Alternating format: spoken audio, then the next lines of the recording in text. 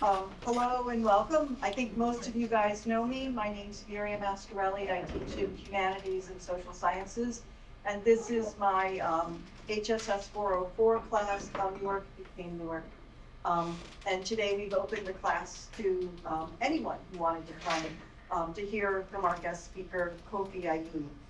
He'll be talking about the research he's done into the life of Jack Cudjo, and how it sheds light on what's largely been an invisible history, that of African slave life in colonial and revolutionary era New Jersey, and how it played out right here in our own backyard of Newark, New Jersey. Fair warning, as Kofi's talk will reveal, this is an uncomfortable history, a hard history. It's one whose roots date back to 1619, when the first enslaved Africans arrived in Jamestown. And while we won't be going that far back, today's discussion is situated in the latter half of the 18th century, and then into then the first quarter of the following century. It is not written history. Just a few words about Kofi. He's not. He is an NJIT alum. He graduated with a master's degree in transportation in 1993 and worked for many years for the New Jersey Transit Authority and the New York Transit Authority. He's written this lovely, slim and accessible volume about the life of Jack Cudjo. He's not the only person to write about Jack Cudjo, but what I love about Kofi is how he synthesized the work of others and then used his knowledge of Ghanaian history, he's a native of Ghana, as a jumping off point for additional research. Here in Newark, his work has provided the spark for a week-long celebration that will take place this spring and will culminate on May 3rd with the unveiling of a plaque to honor Cudjo on the site where he was buried, which is a Trinity Church burial ground, which is now located on the grounds of NJIT. The event is being organized by the Daughters of the American Revolution in collaboration with the New Jersey Historical Society and the New Jersey Performing Arts Center and other stakeholders. Finally, let me say this to the students in my class. Pay attention not just to the historical narrative, but also to Kofi's research journey. I think you'll discover that it's a case study in what it takes to stitch ever so slowly and ever so carefully the kind of documents that tell a story about a person and offer a window into a moment in time. So without further ado, here's Kofi.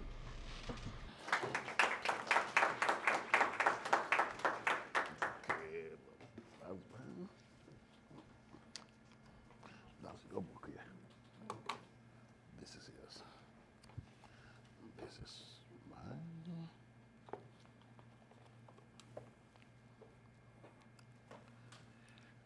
Good morning. My name is Kofi Ayim, and as Professor Ascarelli, is that correct? Did I get Call it? me Miriam. No. I graduated from this very beautiful institute in 1993. I did graduate studies in transportation. I'm not a historian or a journalist or even a writer. It just occurred to me that I should write about this particular wonderful man because I used to read the Star Ledger religiously, and that facilitated my writing about Jack Cudjo. I would like to give special thanks to my now good friend, Professor Ascarelli, and then I have my countryman here. He's also a professor at Newark Rutgers. He's James.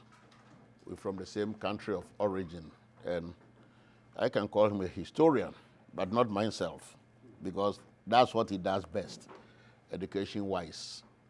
I also give thanks to another countryman who is not here yet. Maybe he may come. But they met me. Okay.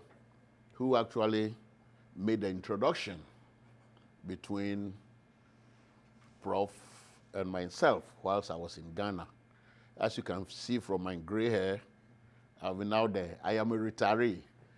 So I travel between my country of origin, which is Ghana, and the US.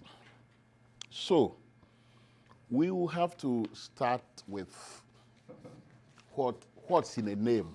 Actually, that's the chapter 1, the title of chapter 1. What is in a name?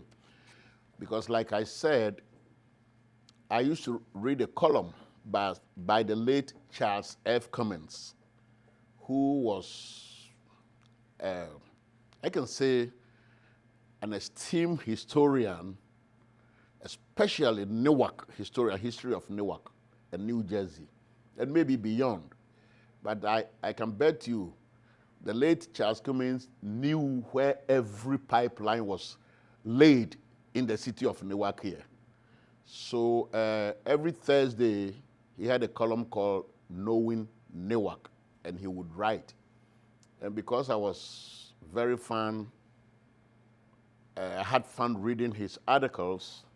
One time I came across an article where, I think it was Black History Month, where he was talking about slaves, or rather enslaved people. And then he mentioned Jack Cudjo. It did not excite me much because Jack Cudjo could mean anything.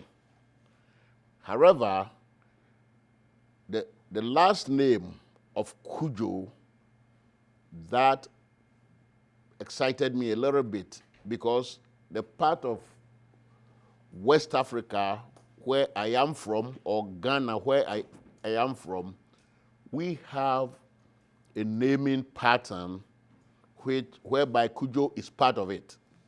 And before we finish this short lesson, you are all going to be assumed to be from my ethnic group, and at the end of the lectures, you will be able to know your soul name. I am an Akan, just like Cudjo, and we have soul names.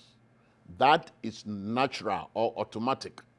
All the 7 days of the week has either a female name or a male equivalent.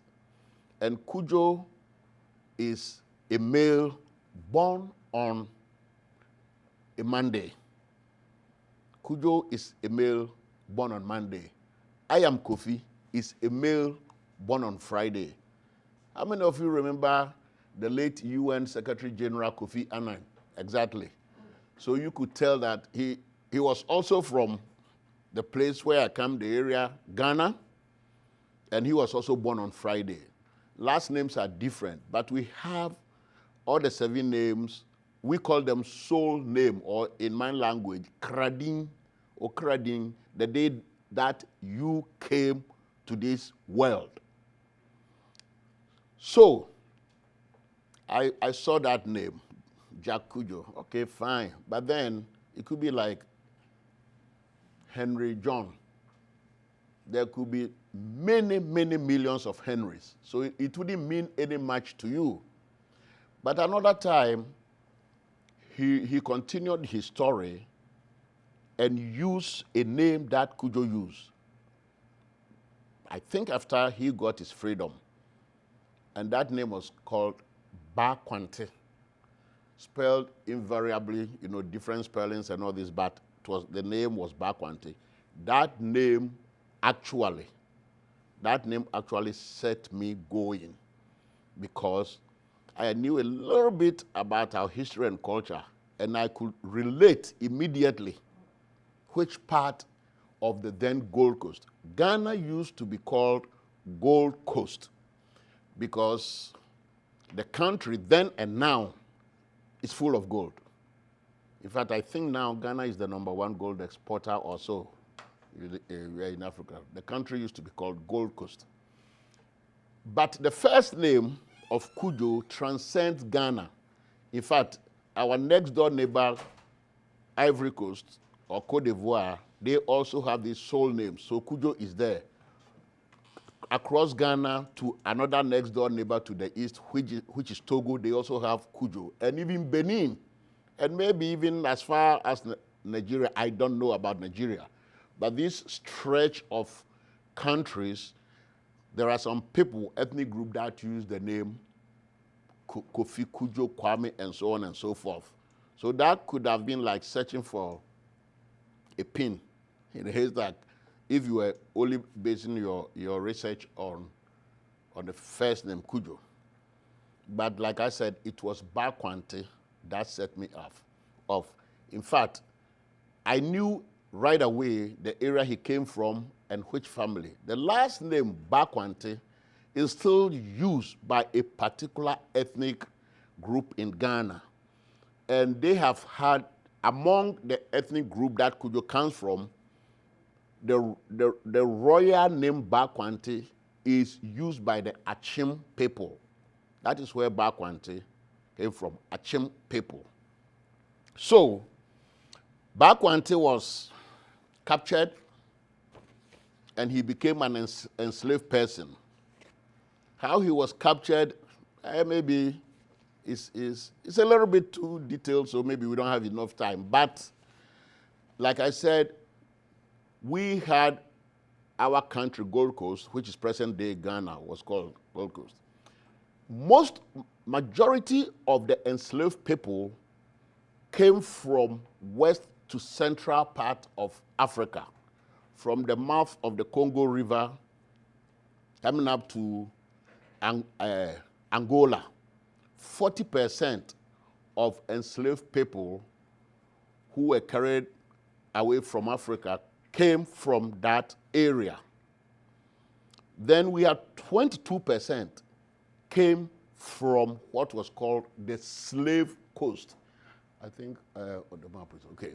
They came from the slave coast, 22% of the enslaved people. The slave coast was like the mouth of... You want me to go back to the original map? Yeah, maybe. Depends, okay. The original map, good. The slave coast was from the map of present-day Ghana. I think this should be Ghana, right? To around the Lagos Lagoon. And it encompasses Togo, Benin, and part of the Lagos Lagoon. That was called Slave Coast. 22% of the enslaved people came from there. Then from there up to the northern Cameroon and northern Gabon, we had 15% of enslaved people coming out of there. And Gold Coast, 11% of people who were sold and captured came from the Gold Coast. And then 1% came from the Senegambia, the Gambia-Senegal area where they call it one time Pepper Coast or the Grain Coast. And initially, most of these enslaved people ended up in the Caribbean rather than coming to North America straight. They ended up in the Caribbean. They had colonies. For example, most European interests in Europe were part of the slave trade. Of course, the Portuguese went to Africa, western part of Africa, earlier than any other people. Spanish people were there, but most of these nations that engaged in it were the Danish people from Denmark, and then the Dutch people, and then of course English people, and so on and so forth. But they will send them first to the Caribbean. They are colonies in the Caribbean to work on their plantations, and also to try to season them, get them acclimatized to conditions of accepting that you are indeed a slave. So at least you will have a respect for your slave master. And you could see the journey, at least, how they travel. You have an idea where West Africa is, and then I can see even better from there to here. West Africa, and then they're traveling all the way to the Caribbean. Now, we have to make a clear distinction between maybe slaves, if we may call it so, in Africa and slaves outside Africa. There were actually no slaves as we define it in Africa. They were more of indentured servitude.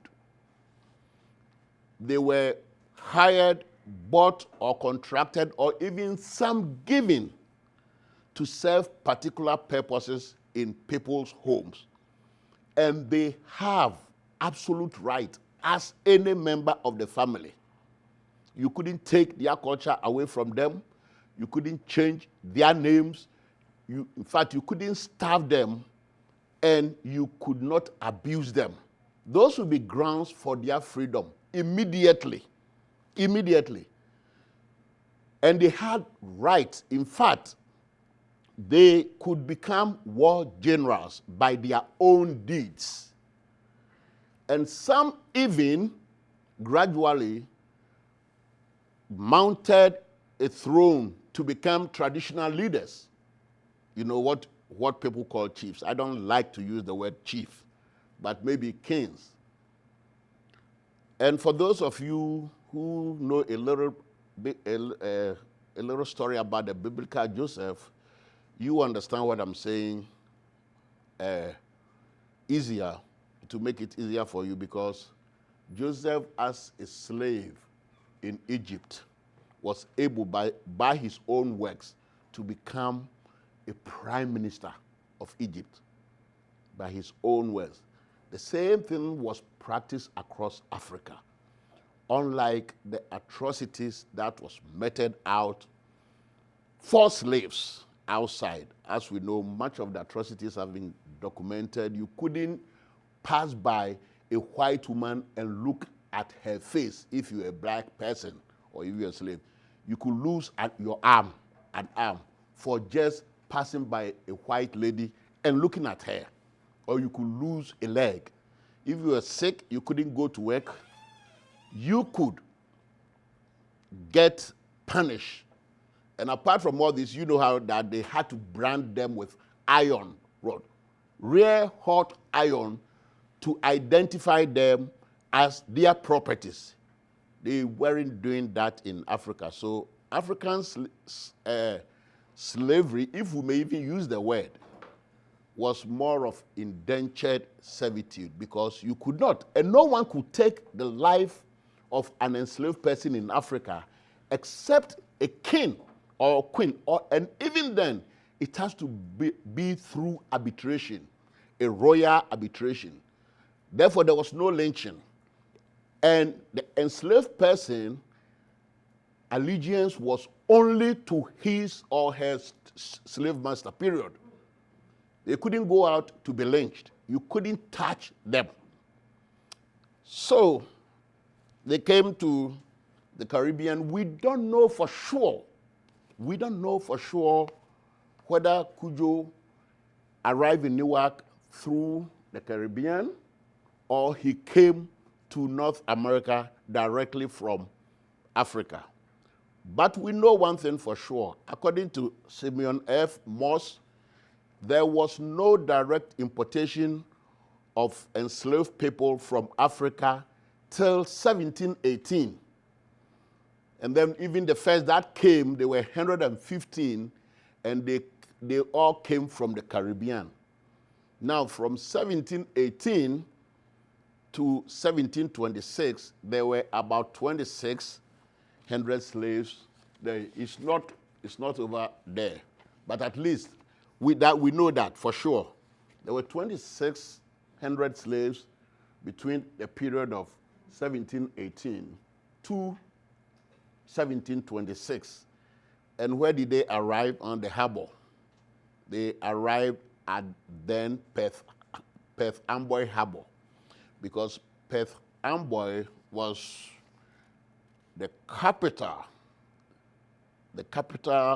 town of East Jersey. Just as we have our capital as Trenton, the capital of New Jersey, state capital is Trenton. At that time, the capital of East Jersey was Perth Amboy. And that is where initially most of the slaves in New Jersey came from. We are not sure, like I said, how Cudjo ended up in Newark. But at least you can see, so it's self-explanatory. From 1737, you can see the total number of slaves there, and none of them was freed. We started seeing free slaves around 1790. That is where we started seeing free slaves all the way to, through to 1865, the 13th Amendment, and so on and so forth. So that was basically around the population of Newark. But what was Newark? Newark was settled by the Puritans from Connecticut. And Newark City itself had several names, well, not several, maybe three. The first documented name that we know of was Passaic Town. It was called Passaic Town. I guess maybe it's by the river, they got it from River Passaic. I don't know. I've never seen it anywhere. But the name sounds indigenous to the indigenous people, and to me it sounds like Passaic. Maybe Passaic, that we have corrupted it to be Passaic, but it was Passaic Town.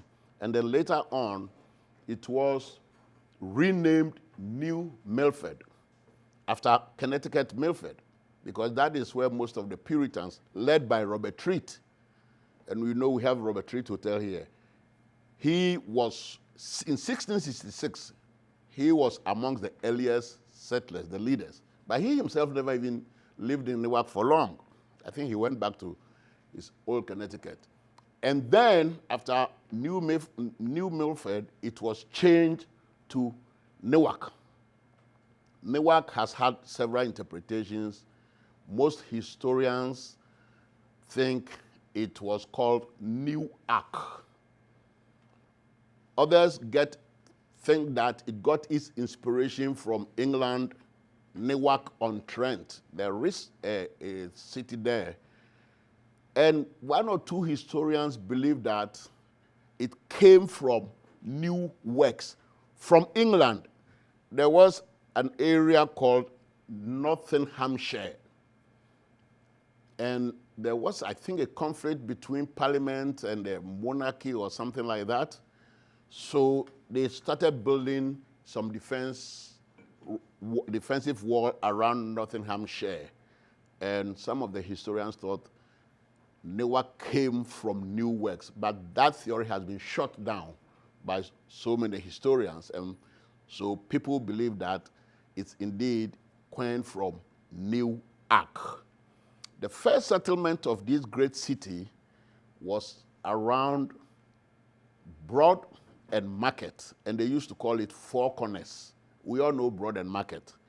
That was the first settlement. In 1666, they bought it from the land from the indigenous people here.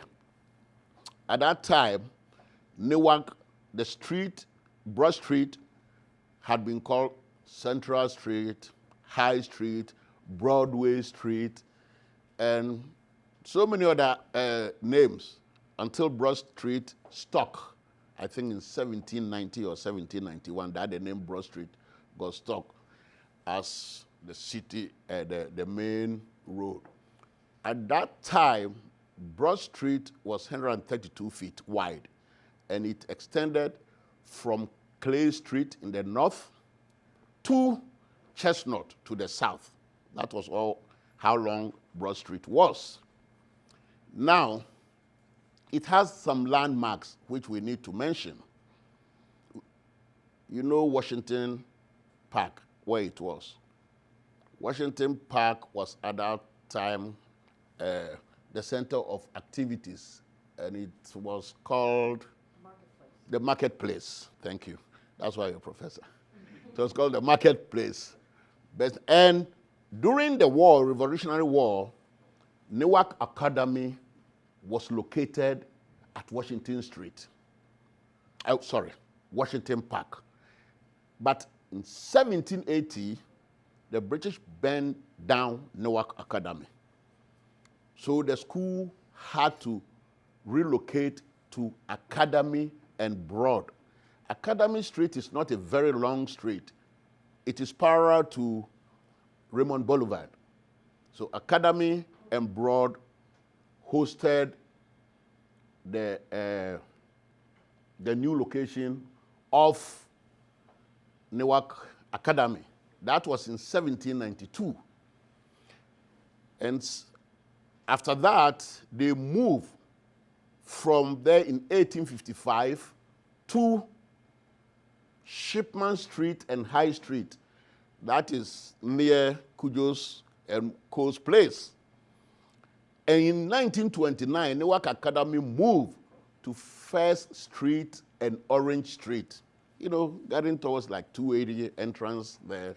And then finally, in 1964, it moved to Livingston, where it is now.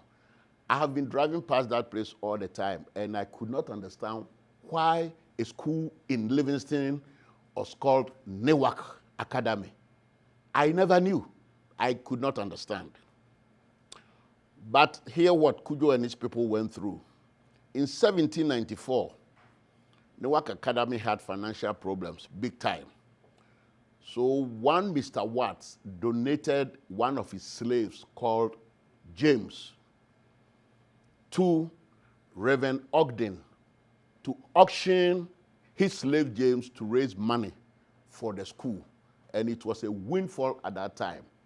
And indeed, James was auctioned and sold to Moses Ogden for 40 pounds at that time, with payable in 2 months with interest. So slaves being sold to meet people's need or institutional needs is not anything new.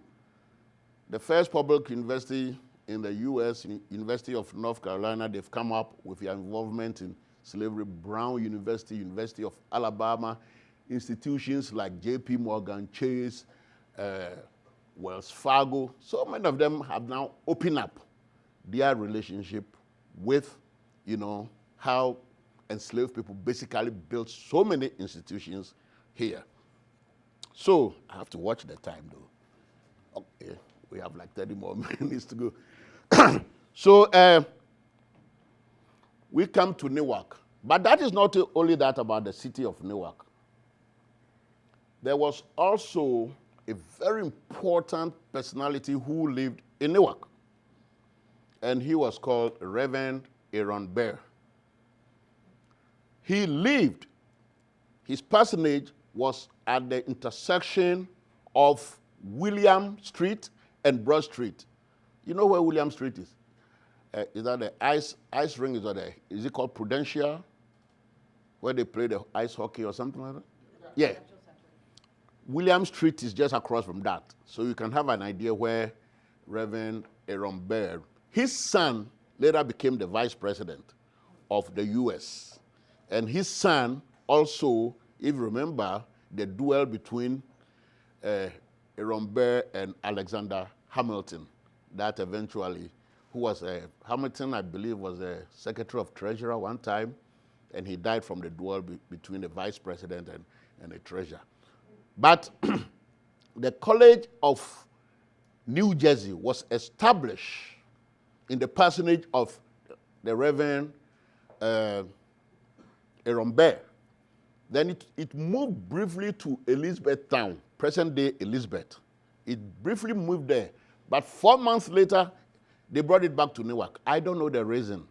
But in 1756, it found its new home where it is now, and that is Princeton University. But the Princeton University itself came out of religious beliefs and schism. The very first documented religious body that we know is Old First Presbyterian Church. Where it is now on Bradford and Broad Street near the ice rink area is its third location, I think in 1791. And it used to be just a congregational church. That is a church that was on its own, independent. They weren't answerable to, like we have a presbytery here, a diocese here. No, it was congregational. But then it evolved and became the Presbyterian Church. Now, Cudjo's slave master, Benjamin Cole, was one of the founders of the old First Presbyterian Church, which is where it is now, its third location. Apart from the Presbyterian Church, which, like I said, is the documented first religious establishment in the city of Newark, New Jersey, there came another church in 1733 called Trinity Church, or Trinity and St. Philip's Church. The person who founded Trinity Church and King Henry VIII of England had something in common. The one who established the Trinity Church here he was a colonel, Colonel Josiah Ogden. Thank you. He broke church doctrine and harvested his wheat on a Sunday, and it created problem among the church because Sunday is a Sabbath day. You shouldn't go to farm. You should rest. Don't go anywhere. But I think he said there was something to do with the weather, the winter session and all this, and he needed to harvest his wheat, else they will all go rotten. So there was a problem between he and his followers and the church, and they left. They left the church. King Henry VIII had a similar problem. He broke Roman Catholic Church doctrine in terms of marriage relationship, and he got kicked out of the church, or he left the church. And then he established what we know now as the Church of England, or maybe Anglican Church. So Trinity Episcopal Church here, and was also referred sometimes as the Church, New Jersey's Church of England. And then also came Methodist Church, which was later, I think 1830 or so. The Professor James knows much about that, so maybe later he may add something to the churches and some other stuff. Now, we bring in all this because they are all connected with Cudjo. The first Continental Congress was in 1774, September of 1774. Out of the 13 states, they had 12. Only Georgia did not have delegates on that. But the second congressional one started in May 1775. And the second congressional Congress raised the first establishment. By first establishment, I mean the first military establishment, whose duty, amongst others, was to take care of all the 13 states as a military unit. The colonies were never interested in having a standing army, but they had state or colonial militias in each state. Now, in January of 1776, I believe, the second establishment was raised with General Washington as the leader of them, January 1776.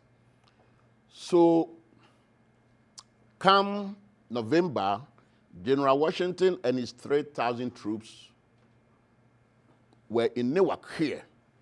And he had a place on Broad Street called Eagle's Tavern as his headquarters.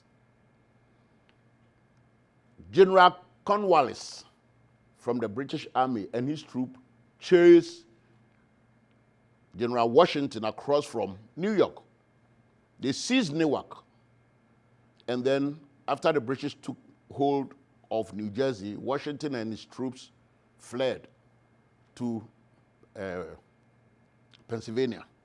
That's where they ran to Pennsylvania. But Washington and his people spent 5 days in Newark here, the city of Newark. when Cornwallis, before they got into New Jersey, Cudjo's slave master, Benjamin Cole, and his family had fled Newark into it was either a brother or a cousin, because he was also called Benjamin Cole. And if there is time for me to tell you about some of the difficulties and frustrations that I encountered, because Cudjo's slave master was called Benjamin Cole. And then he fled to another brother or cousin or family, also called Benjamin Cole. So I said, what is this? A Benjamin Cole here, Benjamin Cole, they're one and the same.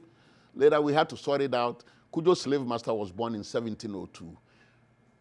A Benjamin Cole of Hanover. At that time, Hanover was part of Morris County, not Essex County. He was born in 1709. Both of them were born in Jamaica, New York. At that time, present-day Jamaica in New York was part of Long Island, not Long Island City, Long Island proper.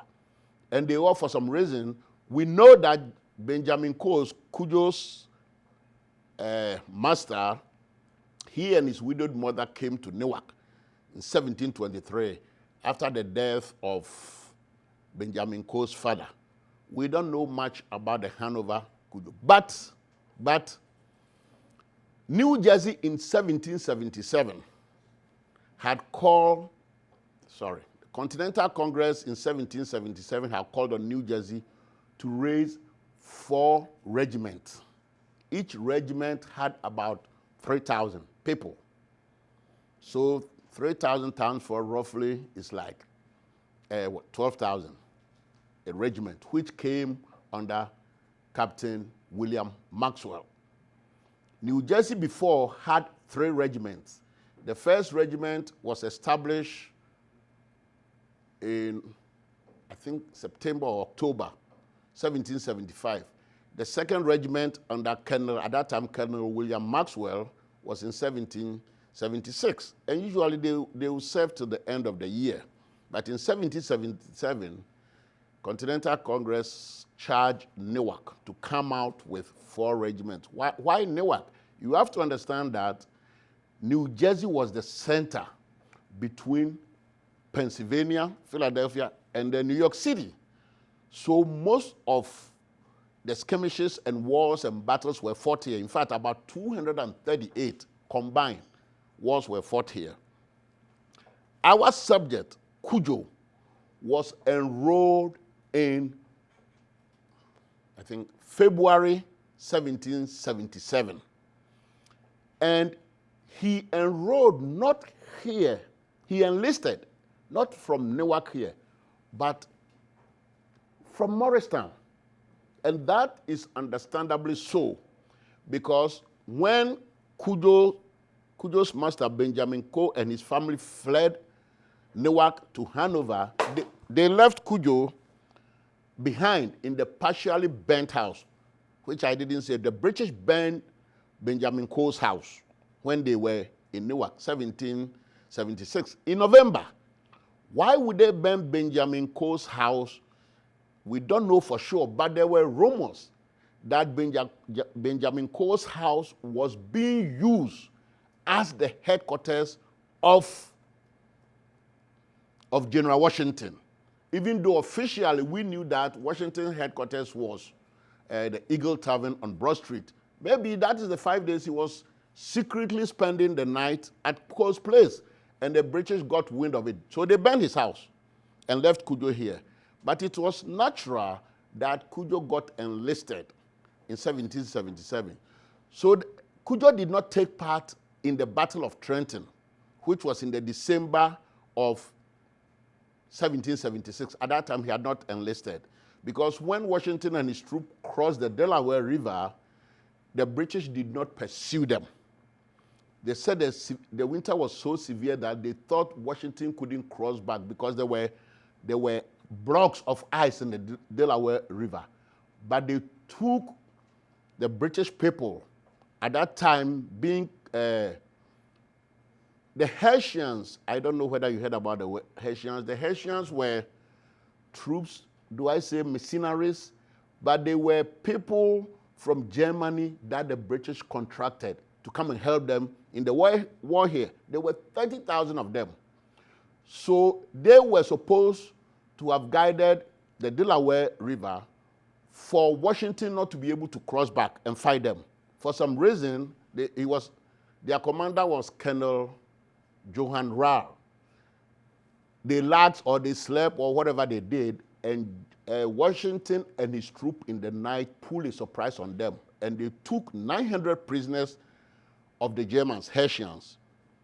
They took 900 prisoners. Immediately thereafter, the same day, they attacked the other British soldiers who were encamped in Princeton, at Princeton, and they defeated them also. So with 2 defeats, the British fled. They went across the Hudson to New York, and Washington and his people spent the rest of the winter in Morristown. So Cudjo came in. He enlisted under Captain Peter Dickerson, who was a captain in the 2nd Establishment, 3rd Battalion, 2nd Establishment. So in 1777, with Peter Dickinson and his troop because New Jersey 3rd Regiment, which was raised in 76 or 77, I'm not so sure, we don't have enough time, was under Colonel Joshua Ogden. No. Was it Joshua Ogden? What? No. Was under, let me. Is it? I don't think it's a crime to look, right? No. He was listed under, I'll tell you, but his first name is Dayton, Josiah Dayton. So they went to fight the British first in the Battle of Brandywine.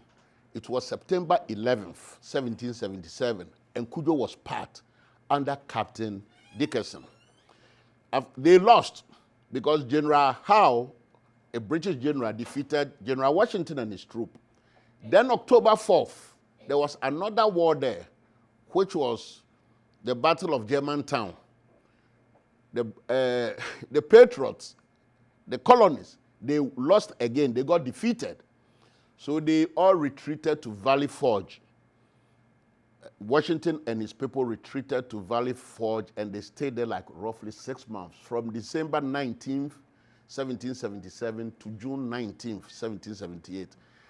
It was during this time that most white soldiers deserted the camp, because it was a long period of time, and hunger, morale was down, and stress and frustration. So they left. And the enslaved people who were in there did not want to leave. I can only conjecture, I don't know why. Maybe they felt more secured or better serving out there in the military than being under, slavery conditions in their master's home. I don't know. But they stayed with General Washington. I'm just checking out. Maybe it was because both the American side and the British side promised people freedom, right? Well, that was there, though. The freedom, so let's go.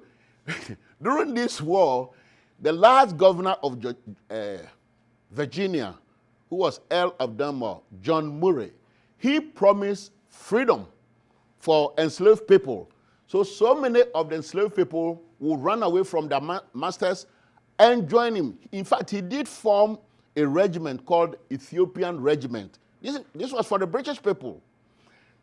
But so what slave master did that for them to get their enslaved people back, they will go and pledge the allegiance to the crown, which is a British, the English crown, that I swear an oath that, I support you, blah, blah, blah, then they'll get their slaves back. And most of those slaves who were given back to their owners were punished by being sold into the Caribbean, because I understand the conditions in the Caribbean for the enslaved people were far more severe. That is where people could be put, breaking a big law, they could put a whole human being You know all those whiskey barrels and barrels? They will push them into a barrel, seal it, nail the cover of the barrel, and roll the barrel from some hilltop with a human being inside. Those are some of the atrocities. So being sold into Caribbean was like certain death. But they did. And in fact, his Ethiopian regiment was led by, guess what? Major Cudjo. John Morris, the last British governor of Virginia, established the Ethiopian regiment, which was enslaved people to fight for the crown. And the leader of that group was a Major Cudjo. So here we have Jack Cudjo on the patriot side, and we have Major Cudjo on the loyalist side. So I'm referring to what you are saying.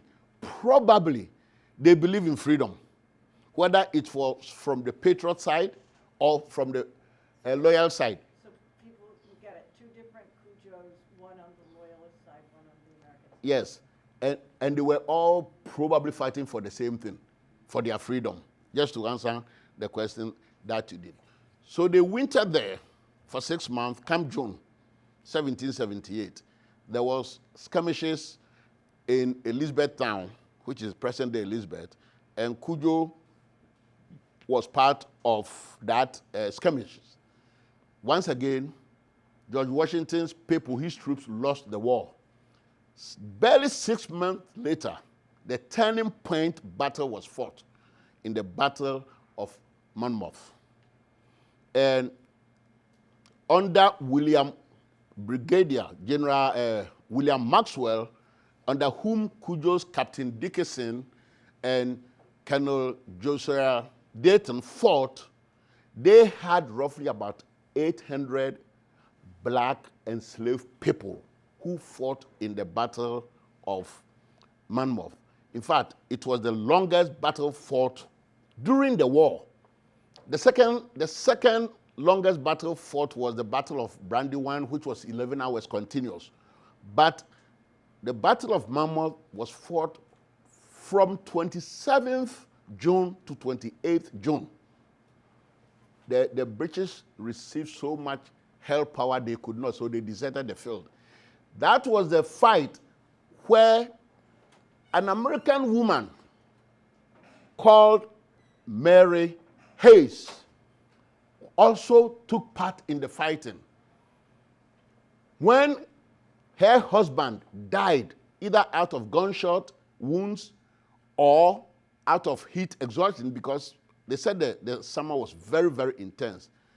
When Mary Hayes' husband died, she took over the cannon that he was firing, to be firing against the British. After the war, they honor her. And even in New Jersey here, we know her name. That was another problem that I faced. I believe on the Turnpike, you all know what is called Molly Pitcher. There's a rest place called Molly Pitcher. You know that, or you know where? You don't travel, you don't drive along that. You're okay. Now, her nickname was Molly Pitcher because when her husband and the people were fighting, she was pitching water, getting water for the soldiers who were fighting. And so she got that nickname. One of the problems I encountered was that because Cudjo's wife was called Mary. Cudjo's wife was called Mary Cudjo. And they came, I need to because the time is getting so close. Yeah, we got it. Yeah. So Cudjo, after some time, 17-something, left his slave master's church, which is Old First Presbyterian Church, and joined the Trinity Church. No one knows the reason up till today why he left his Old First Presbyterian Church, which has been a home for the Coe's family and Cudjo's family also, because as late as 1831, there was still a Margaret Cudjo, one of Cudjo's daughters, was still a member of the Old Presby Church.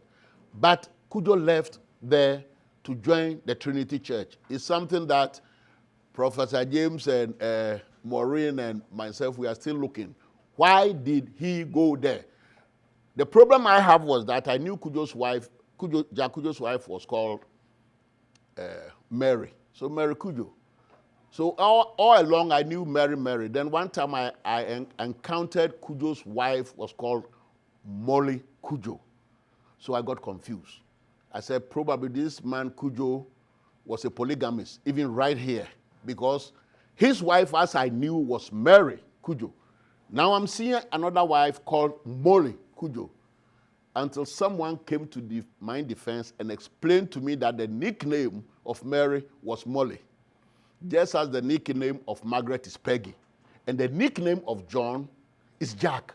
I didn't know all these things. So to me, it was a big frustration and Herculean task for me to figure those out. Wait, and if I can interrupt. Yeah, sure, you can. I think one of the things that you talk about in your book was just tracking down these military records was very difficult.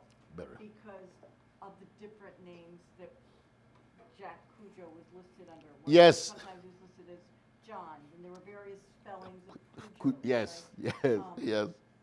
But you were eventually able to track that all down. Yeah.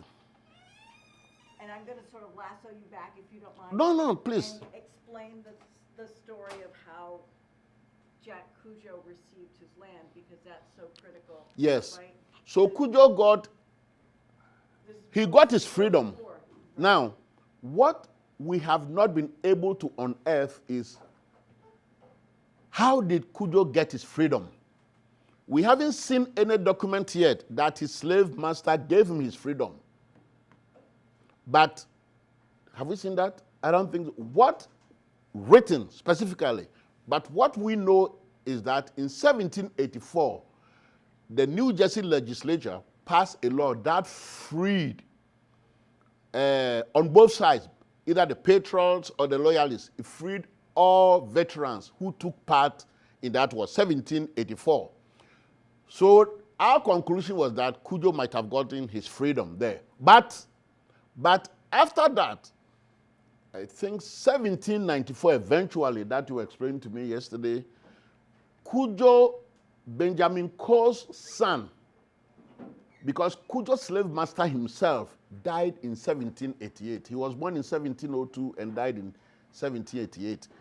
So his son, who was also called Benjamin Coe, so he was Benjamin Coe number 5. This was so much confusing. So I said, this guy died in 1788. How then did he give Cudjo an acre of land in 1794? Till I was able, with some help, find out that it was his first son, who was also called Benjamin Coe. So he gave him a land in 1794 eventually, and the land is at the corner of Williams and High Street, present day, right? High Street is now MLK. MLK, Martin Luther King Boulevard, on High Street, near where the arts, how they call the school? Arts High School. Arts High School is. You familiar? It's just across here. Yeah, well, you know, I'm asking the students. So Here's NJIT. Here's now, so that for the line up above is Warren Street. This is MLK. This is the location of Arts High School where Cudjo's land. So let me rush quick because I know you have questions. That's understandable. So Cudjo was given that land, but during the war, after the Battle of Monmouth, Cudjo also defended present-day Jersey City, which was called Paulus Hook at that time, in 1779, and he was part of General John Sullivan's expedition to the northern side of New York and Pennsylvania, because the indigenous people who were in support of the loyalists were destroying the logistics of the path of the patriots around that area. So then Governor George Clinton, who was the longest ruling governor in the history of the state of New York. He won them. So they brought an expedition and they destroyed like 6 ethnic groups, dwellings and homes of the Native Americans. That was John Sullivan's expedition. Cudjo was part of it. Then, in 1781, a French general, interesting, like I said, the British contracted German soldiers called the Hessians because they were from an area in Germany called Hesse, Kessel, and Hesse, Hanoi. And so they called them the Hessians.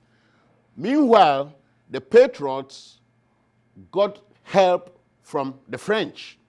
So there was a French general, forgive me if I don't pronounce the name well, called Rochambeau. He marched about 4,000 troops from Rhode Island. The trip started in June, 4,000.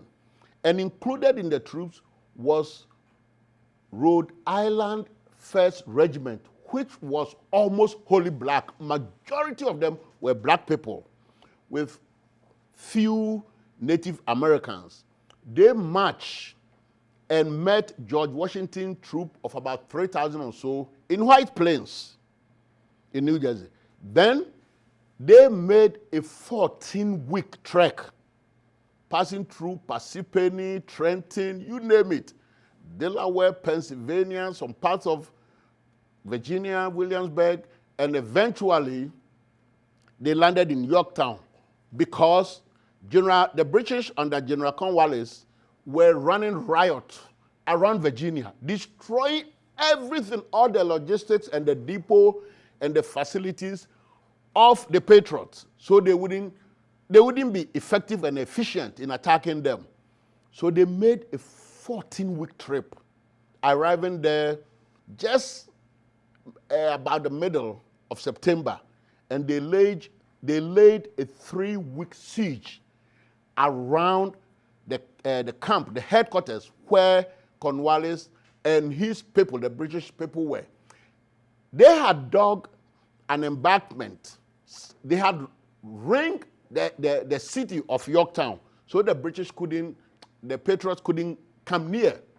So what they did, that element of surprise, the Patriots, and especially 1st Rhode Island Regiment, that was mostly black soldiers, were charged. They were under Alexander Hamilton.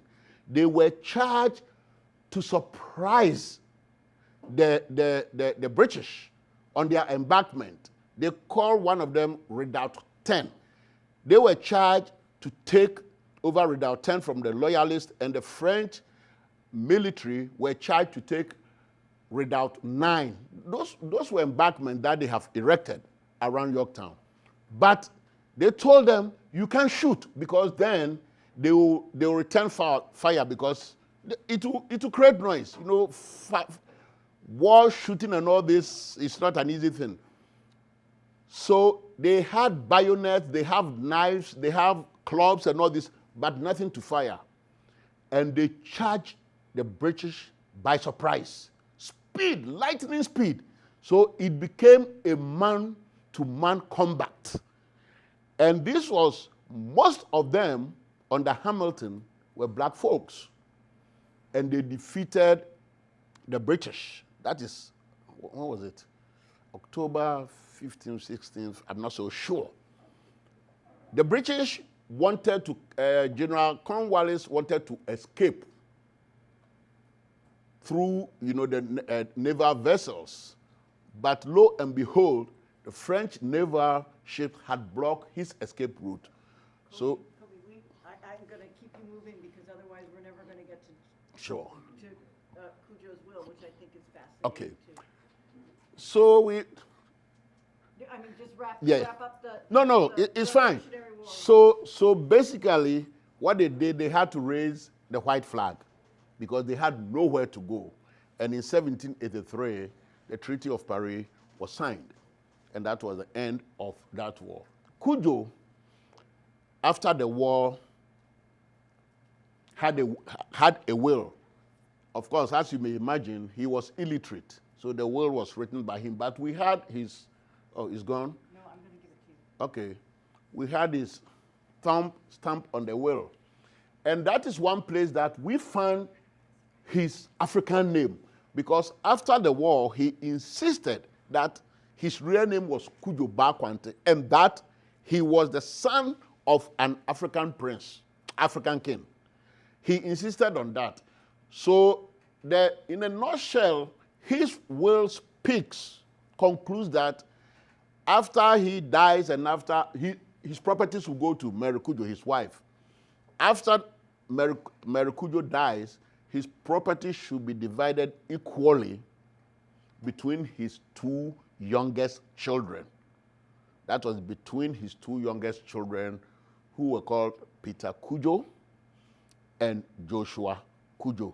That is the essence of the will, and the records are there. It's in the book, and one thing I love about it, how they used to write cursives at that time.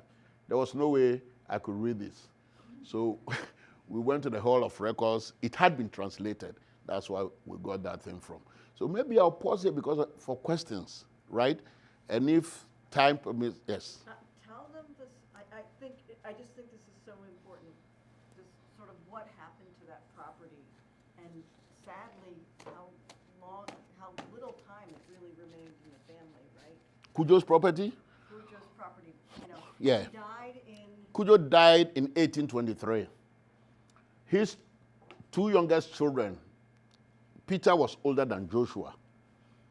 They sold their properties to people. All the people they sold it. They are in the book, they are in the records, but I just can't. I'm trying to remember what years that was. Well, it was, 1830, after the wife died. So I think the first one was like 1833 or so, because between they were married, both of them were married, but between 1834, 1833 and 1834. yes, Joshua, the younger one, sold his property with his wife, I think Venus Houseman, yes. Then between 1834 and 1837, we see Joshua's wife as a widow, which means Joshua had died in between that time. We don't know when, but Peter Cudjo lived to be like 60 years or 64 years. That we had the death records. But Joshua died a little bit early after all. They all sold their properties. I'll tell you one thing though.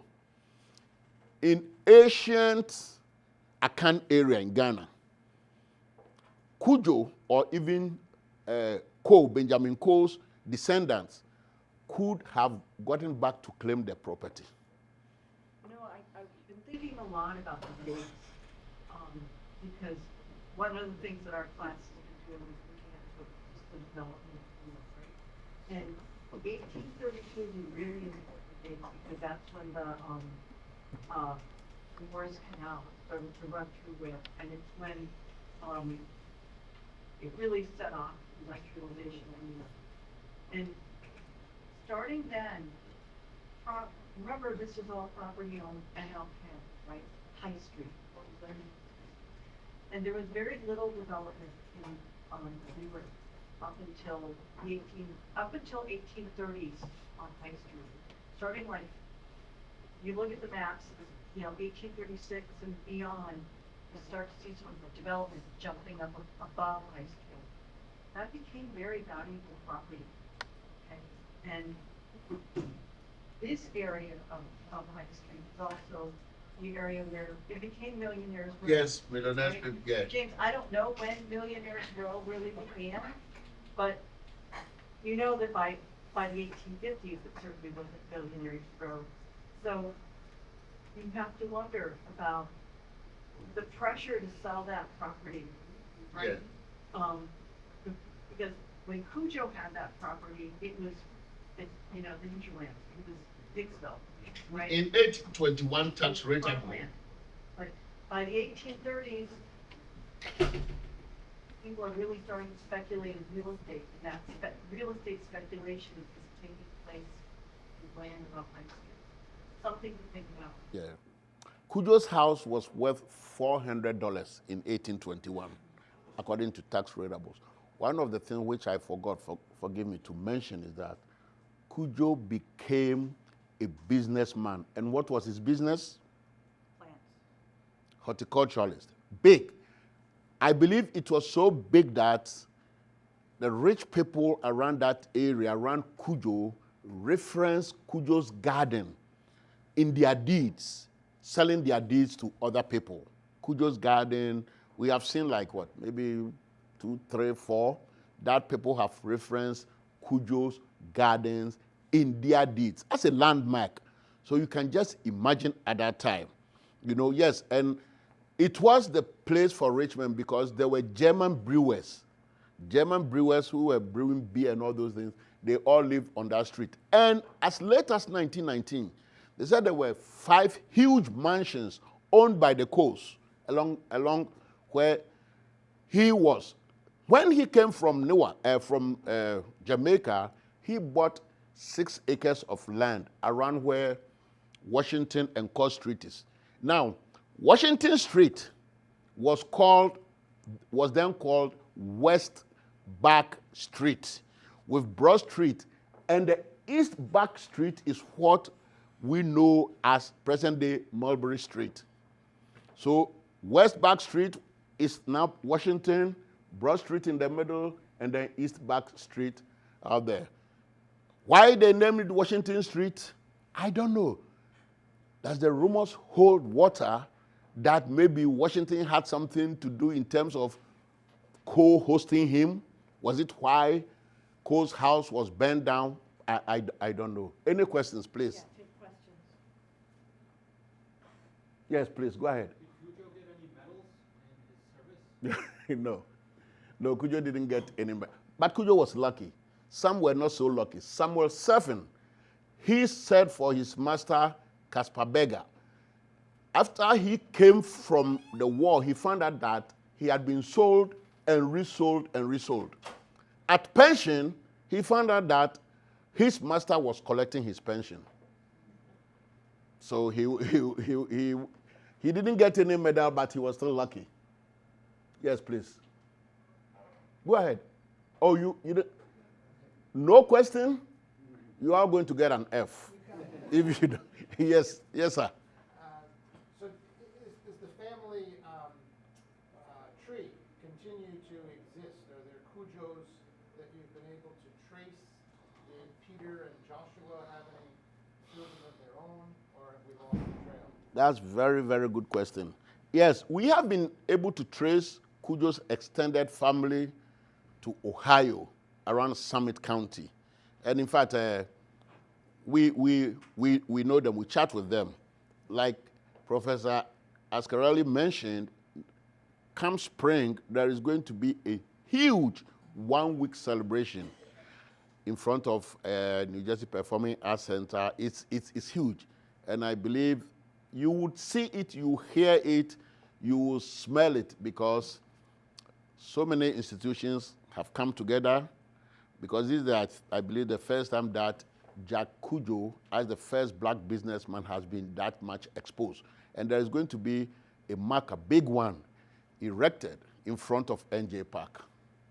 And I want to go back to the research that you cited about the tax records. This is that showed that among the, now I don't remember, 6 or 7 black businessmen of his era, Jack Cudjo was the wealthiest.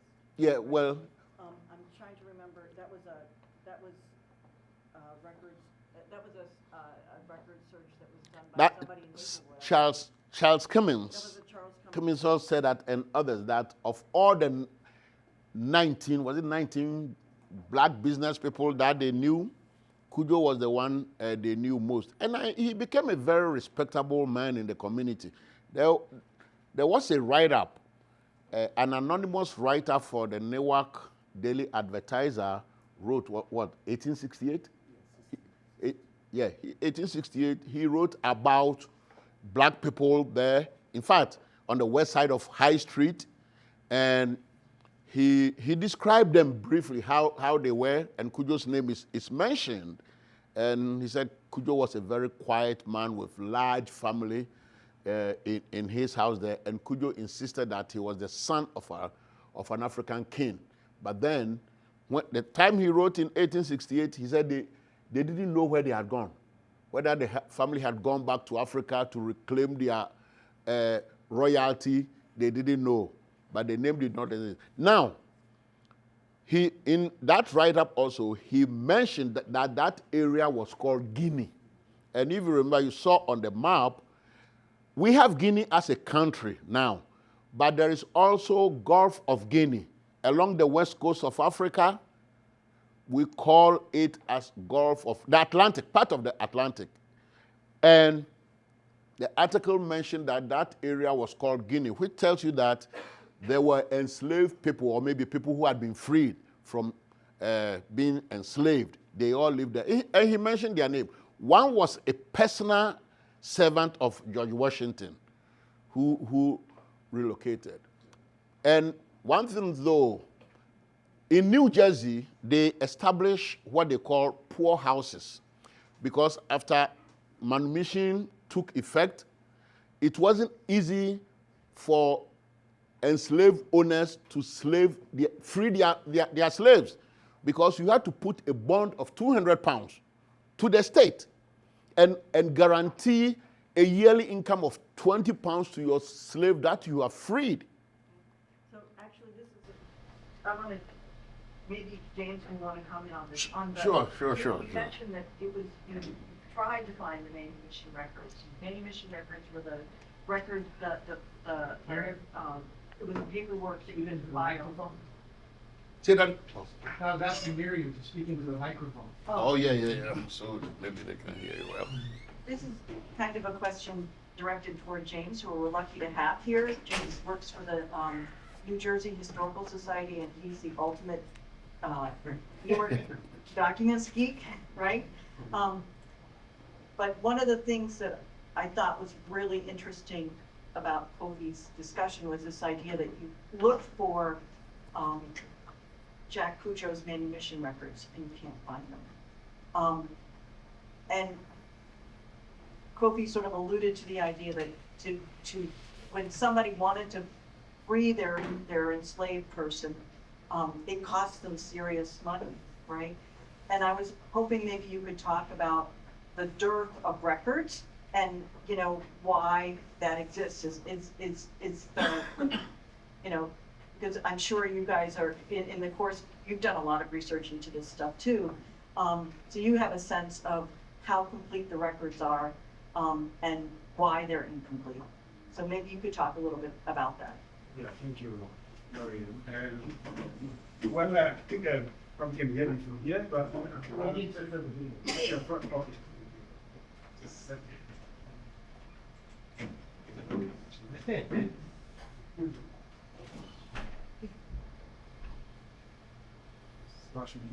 can you see me now? All right. Well, the New Jersey Historical Society, as you know, is a repository, privately owned. So we have things that the state archives don't have, but wills and things like that, the state archives in printing is the place where you go. We happen to have some because they were donated by individuals, or we bought collections and we're part of it. But the actual repository for wills, deeds, they are the state archives. That's where you can find most of these things. Yes, we do have gaps because some people died without a will, and therefore, and the manumissions, let me just speak about manumission in particular. 1780s until 1798, when New Jersey passed a law to require that people who were going to be enslaved, there should be a form that should be filled. Before then, it was only by masters who could free, but because the idea was that if an enslaved person who could not support himself was free, he becomes, exactly, more of the state. So the county will have to be responsible for that. So slave owners were not willing to emancipate their slaves because they have to put a bond, like Kofi said. And those who, and of course, there was also an age gap. You could not free a slave who was more than 40 years old, right? and you could not free an enslaved person who was less than 21 years old. And so you have to keep that in mind. So generally, people who were beyond 40 years were not emancipated because it becomes a problem. So of course, there was no law by 1780s requiring individuals to do that until 1798, when New Jersey passed a very comprehensive slave law in New Jersey, if I should say it that way. And then 1804, when the gradual abolition bill was also passed. So between that time, or before then, there was no requirement per se. Maybe you could sort of fill people in on New Jersey's 1804 gradual abolition law, because I think a lot of people think that here we are in New Jersey, we're a northern state. Okay? But the 1804 gradual abolition law is called a gradual abolition law for a reason. Okay? And sadly, tragically, I would argue, slavery existed in New Jersey up until the end of the Civil War, right? Because that gradual abolition law was all about gradual. Maybe you can talk a little bit more. Yeah, the gradual abolition law was passed on February 4th, I think February 15, 1804. And that was, it was called gradual because New Jersey was the last northern state to pass such a law. Other states decided to just emancipate, their enslaved people. Beginning in 1777, Vermont was the first to do that. Massachusetts did the same thing around 1784. Pennsylvania around the same time, New York by 1798 thereabout, but New Jersey refused to do that because slavery was a very thorny issue until 1804 when New Jersey finally passed that law.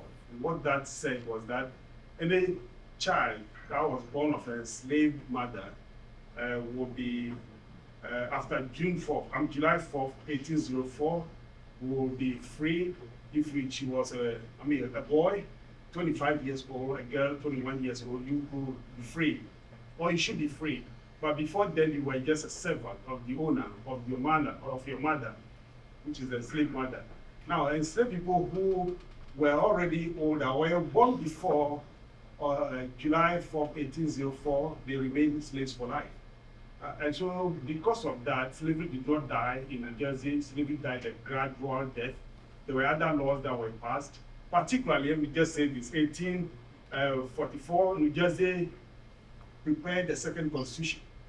The first constitution, 1876, then 1844, the second constitution. And the preamble said everybody had, equality and things like that. So abolitionists decided to test that constitution in court.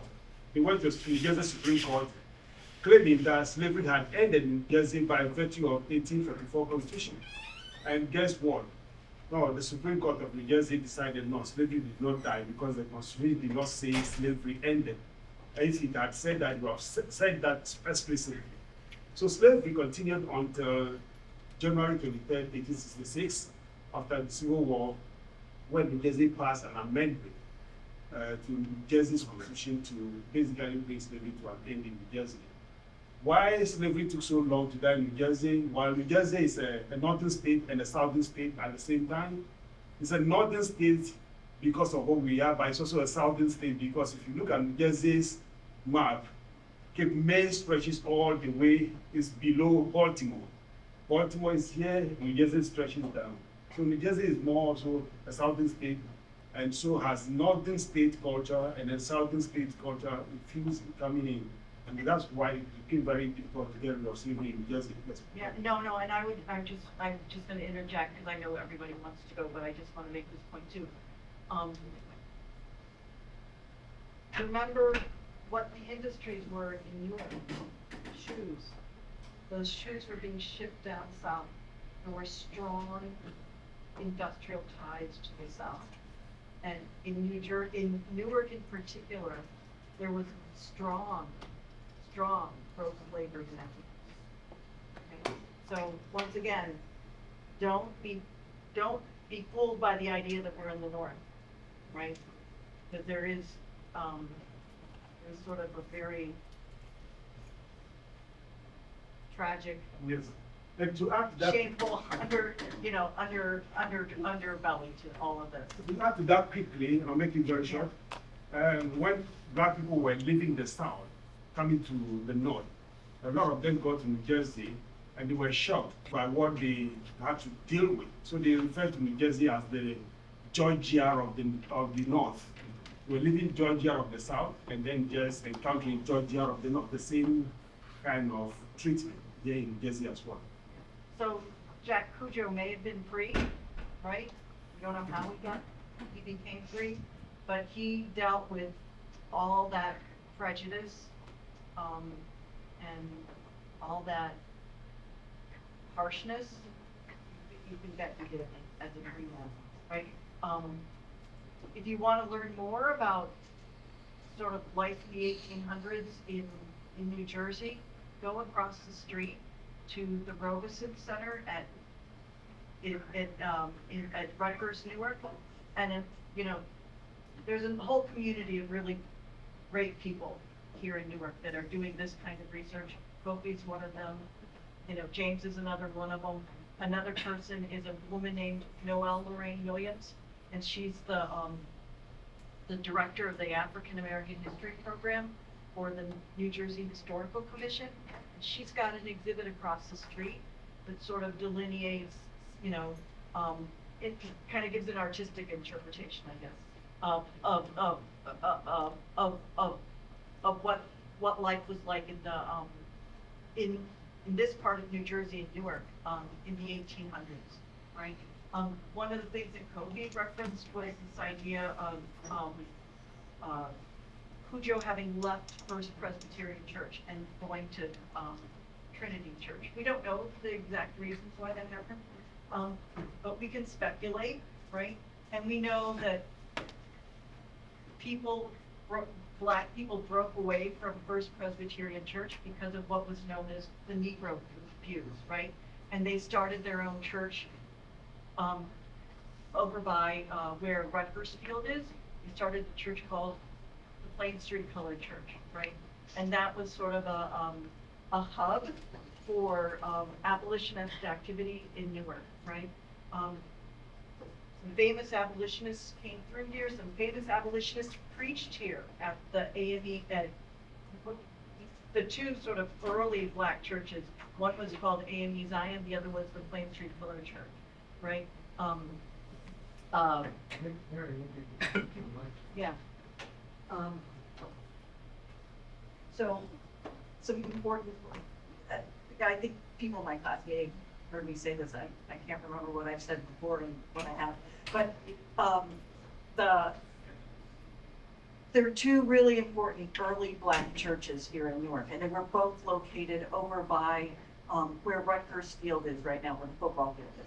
One was called the Plain Street Colored Church, and that was a group of people who broke away from Old First, which was the church that Kofi was talking about, the church that Benjamin Coe was one of the founders of, okay? And the other church was called AME Zion, right? And they were both were founded by, they were both up and going by the 1830s, right? I think 1822 was AME Zion, and a few years later was Plain Street, 1838, Plain Street Colored. And the point is that the AME Zion was founded by Richard Allen, I want to say. Richard Allen was the founder of the AME Zion church movement, right?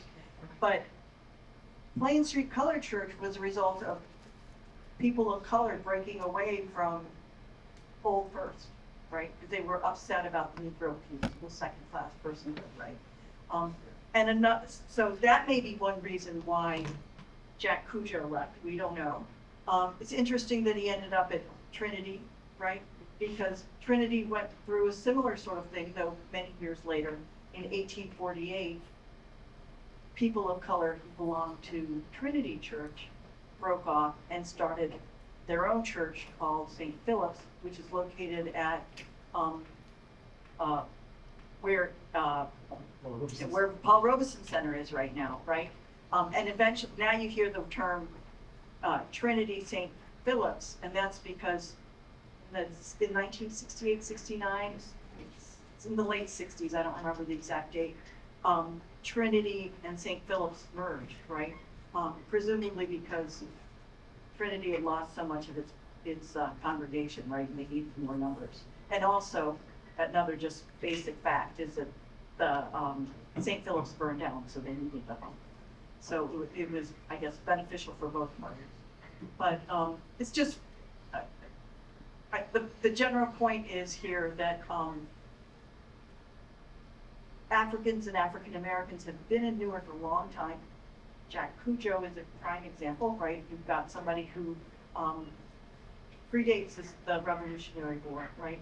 And then once you sort of move forward in time, you also see Newark becoming sort of this hub for Black abolitionist activity, even though Newark was not a particularly friendly place to people of color. So anyway, that's it. That's it. Yeah. I know people have places to go and things to do, but thank you for your time, and we'll continue the discussion in my class next week. Thank you.